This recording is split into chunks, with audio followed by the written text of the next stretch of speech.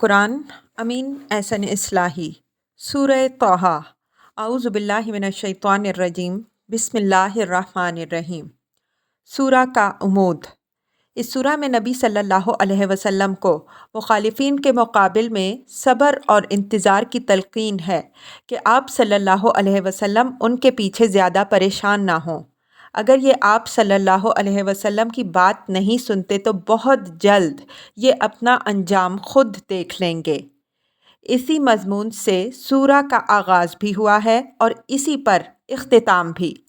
اس صبر کے حصول اور اس کی تربیت کے لیے نماز اور دعا کے اہتمام کی ہدایت فرمائی گئی ہے، اور ساتھ ہی عجلت و بے صبری کے نقصانات بھی واضح فرمائے گئے ہیں۔ سورہ میں خطاب تمام تر نبی صلی اللہ علیہ وسلم سے ہے۔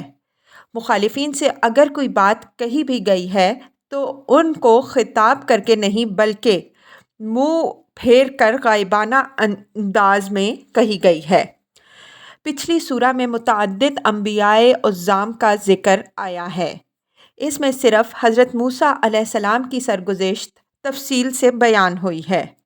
ولادت سے لے کر دعوت و ہجرت تک جتنے اہم موڑ بھی ان کی زندگی میں پیش آئے ہیں، سب اس سورہ میں نمایاں کیے گئے ہیں تاکہ وہ نبی صلی اللہ علیہ وسلم کے لیے دعوت کے اس مرحلے میں بھی اور آگے کے مراحل میں بھی جس رہنمائی کی ضرورت ہے وہ ایک عملی مثال کی صورت میں آپ صلی اللہ علیہ وسلم کے سامنے رکھ دی جائے۔ سورہ کے مطالب کا تجزیہ۔ مطالب کے اعتبار سے یہ سورہ 3 حصوں میں تقسیم ہے۔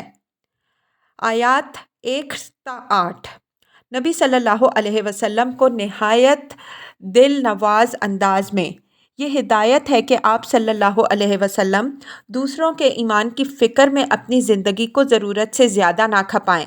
آپ صلی اللہ علیہ وسلم کا کام صرف ان لوگوں کو یاد دہانی کر دینا ہے جن کے اندر کچھ خشیت ہے۔ جن کے دل خشیت سے خالی ہیں ان کے اندر ایمان اتار دینا آپ صلی اللہ علیہ وسلم کی ذمہ داری نہیں ہے۔ یہ قرآن کسی سائل کی درخواست نہیں ہے بلکہ خالق ارض و سماء اور مالک عرش و کونین کا فرمان ہے۔ اس کو اس کے شایان شان انداز میں پیش کیجیے۔ ناقدروں اور مغروروں کی زیادہ ناز برداری کی ضرورت نہیں ہے۔ اپنے رب پر بھروسہ رکھیے، وہ آپ کے تمام سر و علانیہ سے اچھی طرح باخبر ہے۔ آیات 9 تا 98۔ آگے حضرت موسیٰ علیہ السلام کی سرگزشت بیان ہوئی ہے جس کے نمایاں پہلو بالاجمال یہ ہیں۔ حضرت موسیٰ علیہ السلام کا مدین سے واپسی پر وادی مقدس سے طویٰ میں پہنچنا اور نبوت و رسالت سے سرفراز ہونا۔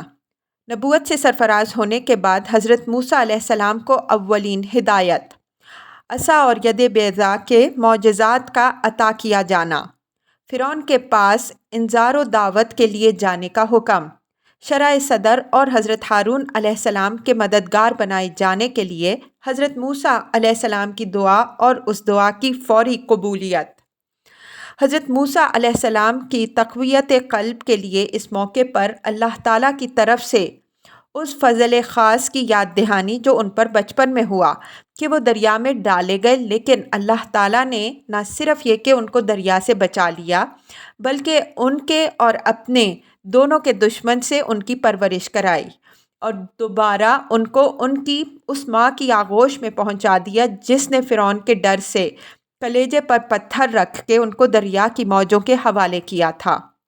حضرت موسیٰ علیہ السلام کے ہاتھوں ایک قبطی کا قتل ہو جانے کے واقعے کی یاد دہانی، حضرت موسیٰ علیہ السلام کا مدین جانا، وہاں مختلف آزمائشوں اور مراحل سے گزرنے کے بعد پھر خدائی پروگرام کے مطابق بالکل معین وقت پر وادی مقدس طویٰ میں پہنچنا اور منصب نبوت پر سرفراز ہونا۔ اس فضل خاص کی یاد دہانی کے بعد حضرت موسیٰ علیہ السلام اور ہارون علیہ السلام دونوں کی حوصلہ افزائی اور یہ ہدایت کہ وہ بے خوف و خطر فرعون کے پاس انذار اور دعوت کے لیے جائیں، خدا ان کی حفاظت فرمائے گا۔ فرعون کو حضرت موسیٰ علیہ السلام کی دعوت اور فرعون کا معارضہ۔ فرعون کے جمع کردہ ساحروں اور حضرت موسیٰ علیہ السلام میں مقابلہ، ساحروں کی شکست اور ان کا حضرت موسیٰ علیہ السلام پر ایمان لانا۔ فرعون کی طرف سے حضرت موسیٰ علیہ السلام اور ایمان لانے والے ساحروں پر سازش اور بغاوت کا الزام اور ان کو سولی پر چڑھانے کی دھمکی۔ بنی اسرائیل کو ساتھ لے کر حضرت موسیٰ علیہ السلام کو ہجرت کا حکم، فرعون کی طرف سے ان کا تعاقب۔ بالآخر حضرت موسیٰ علیہ السلام اور بنی اسرائیل کا بخیریت دریا کے پار ہو جانا اور فرعون اور اس کی فوجوں کی غرقابی۔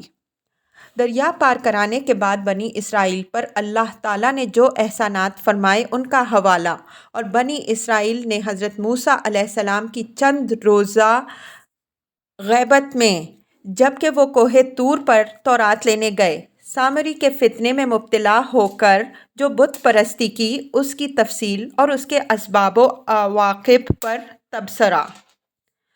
آیات 99 تا 135۔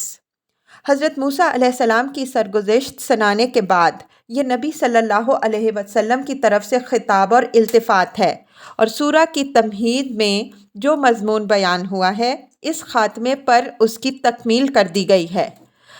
آپ صلی اللہ علیہ وسلم کو تسلی دی گئی ہے کہ ماضی کی یہ سرگزشت جو آپ کو سنائی گئی ہے صرف قصہ ماضی نہیں ہے، بلکہ آپ کی اپنی سرگزشت بھی ہے۔ آپ کو جو کتاب عطا ہوئی ہے اس میں ہر پہلو سے لوگوں کو متنبع کیا گیا ہے۔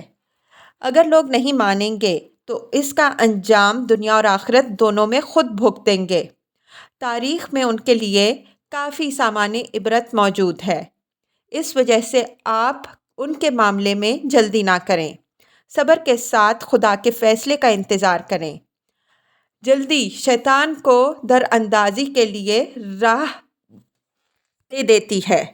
آدم علیہ السلام نے جلدی ہی کی وجہ سے شیطان سے دھوکہ کھایا، تو آپ صبر کے ساتھ خدا کے وعدہ نصرت کے ظہور کا انتظار کریں اور اس صبر کے حصول کے لیے نماز کا اہتمام کریں۔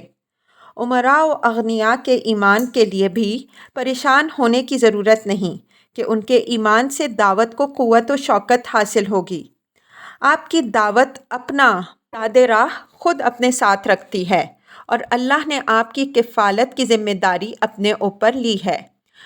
جو لوگ آپ صلی اللہ علیہ وسلم کو زج کرنے کے لیے عذاب کا مطالبہ کر رہے ہیں، ان سے کہہ دیجئے کہ میرا کام آگاہ کرنا تھا، وہ میں نے کر دیا۔